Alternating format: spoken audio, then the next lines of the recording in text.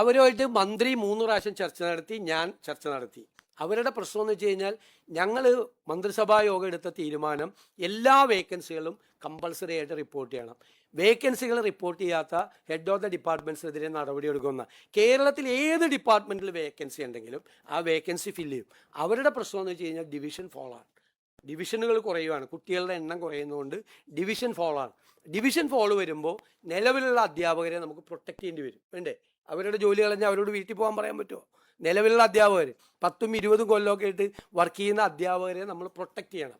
Protect ചെയ്യുമ്പോൾ ഈ ലിസ്റ്റിൽ നിന്ന് ആളെ എടുക്കാൻ പറ്റാത്ത സ്ഥിതി വരും. അപ്പം അവരുടെ ഡിമാൻഡ് ഇപ്പോൾ മുതലല്ല, കുറേ നാളുകളായിട്ട് അവരുടെ ഡിമാൻഡ് വിദ്യാർത്ഥി അധ്യാപക റേഷ്യോ കുറയ്ക്കണമെന്നാണ്. അപ്പം ഞങ്ങളുടെ മുമ്പിൽ വന്നു കഴിഞ്ഞപ്പോൾ ഞങ്ങൾ പറഞ്ഞു, ഞങ്ങൾക്കൊരു 2 മാസം സമയം തരണം, ഞങ്ങളൊന്ന് പഠിക്കട്ടെ. കാരണം ഇതിൻ്റെ ഒരു ഫിനാൻഷ്യൽ ഇംപ്ലിക്കേഷൻ എന്ന് പറഞ്ഞാൽ അറിയാമല്ലോ. ഇപ്പം ഗവൺമെൻറ് സെക്ടർ മാത്രമല്ല, അധ്യാപകരുടെ അനുപാതം വർദ്ധിച്ചാൽ അധ്യാപകരുടെ എണ്ണം ഭയങ്കരമായി വർദ്ധിക്കും. സംസ്ഥാനത്തിനുണ്ടാകുന്ന സാമ്പത്തിക ബാധ്യത എത്രയാണെന്ന് തിട്ടപ്പെടുത്തണം. മാത്രമല്ല, ഗവൺമെൻറ് സെക്ടറിൽ ചെയ്താൽ ഉടനെ ഈ എയ്ഡഡ് സെക്ടറിലേയും വരും.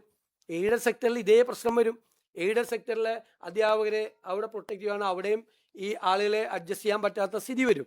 അപ്പം ഞങ്ങൾക്കൊന്ന് പഠിക്കാനുള്ള സമയം വേണം എന്ന് ഞാൻ വിളിച്ച് ചർച്ച ചെയ്തിരുന്നു. മന്ത്രി 3-4 പ്രാവശ്യം ചർച്ച ചെയ്തിരുന്നു. പക്ഷെ അവർ സമരം പിൻവലിക്കാൻ തയ്യാറായില്ല. സമരം ചെയ്യാൻ അവർക്ക് സ്വാതന്ത്ര്യമുണ്ട്. ഇനിയും ഞങ്ങൾ അവരുമായിട്ട് ചർച്ച ചെയ്യും.